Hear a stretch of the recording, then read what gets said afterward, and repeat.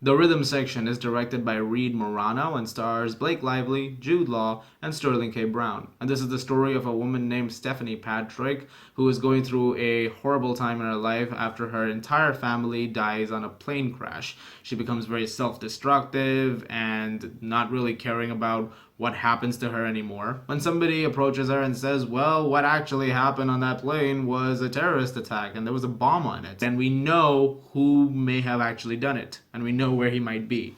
And so she starts to chase after these people, very unprepared. However, with some help that she gets from Jude Law and a journalist, she's able to put things together a lot more.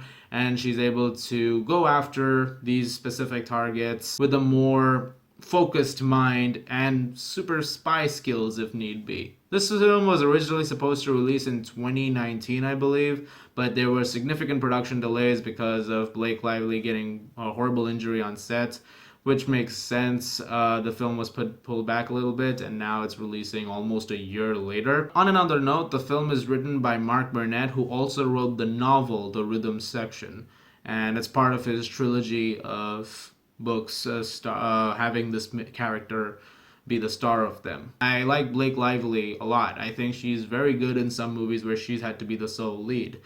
And I thought her last major movie, A Simple Favor, was really, really good. So naturally, going into this one, I had hype that she would at least I would get a good performance out of her. And I have to say, after having seen the film, she honestly, there is a compelling case to be made that she may have given the best performance of her career in this movie. One of the things I really liked about it, though, is how vulnerable her character is throughout the entire movie.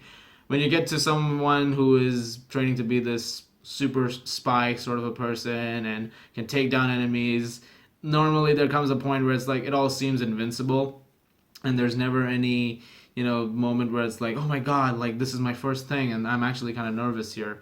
When it starts out, she is like that, like, I got this, I'm gonna do it. And then when she finally gets to having this mission happen, she is unable to get one thing done, and she gets into this brawl where she ends up getting knocked around all over the place, and she's panicking because she thinks she's about to die in this moment. I really like that. I thought that was a very unique concept, and I like that they kept this going for a long time in the movie, because she's not a super spy. She's just trying to just find this person who killed her family in the first place. All the acting is actually pretty good. Jude Law is really great. He has a couple of really good moments in this movie, some really funny ones too. And Sterling K. Brown doesn't have much, but he's also really good in the movie. The action, for the most part, is also really good. That brawl I mentioned, really well done stuff. There's a scene with Jude Law inside a barn, which was great. And there's also a car chase, which was awesome. It's a one take, and it goes around as you see all the mayhem around.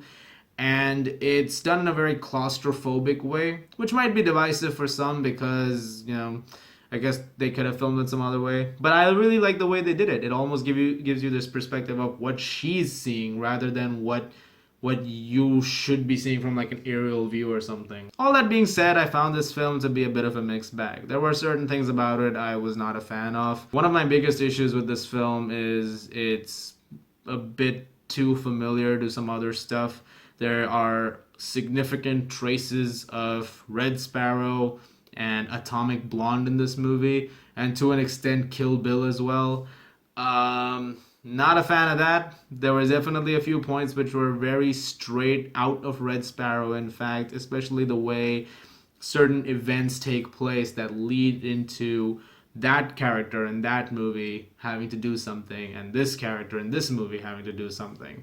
And that was a bit distracting for me. I don't know how everybody else is going to view it. I wonder if anyone else is going to have that same reaction to it. But that was definitely on my mind. Another issue I had with the first half especially, and most of my issues are just this bit of the film, but that's a major chunk of this movie.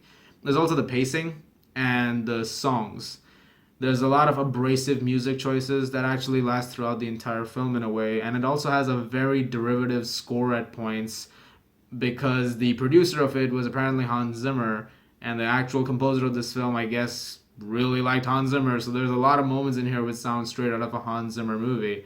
For example, there's a scene where Blake Lively is chasing somebody, and it sounds like the chase music in Inception, when DiCaprio is trying to squeeze through that narrow slit between the two buildings. You know that one?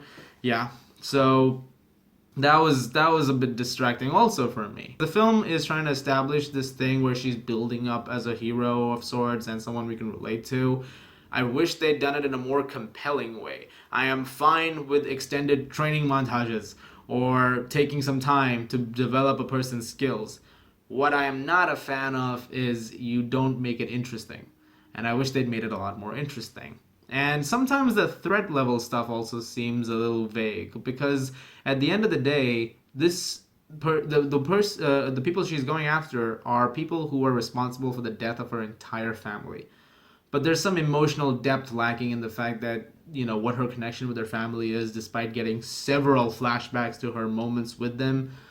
I just wish that there was a little more of an emotional punch in a few of those. But aside from that stuff, there is some entertainment to be had in the rhythm section. I'm curious to hear what other people have to think of this movie. I wonder if they'll find it at any time familiar, like I did. Like I said, I don't hate this movie. It's not a bad movie at all. It's fine. It's a mixed bag all around. Blake Lively, however, is honestly, she's giving potentially an award-worthy performance here. The physicality is brilliant. I just wish the film had a stronger script and a stronger through line of a story, and that could have made it a lot better. I'm gonna give the rhythm section a 6.5 out of 10. It's fine. It's just fine. Yeah.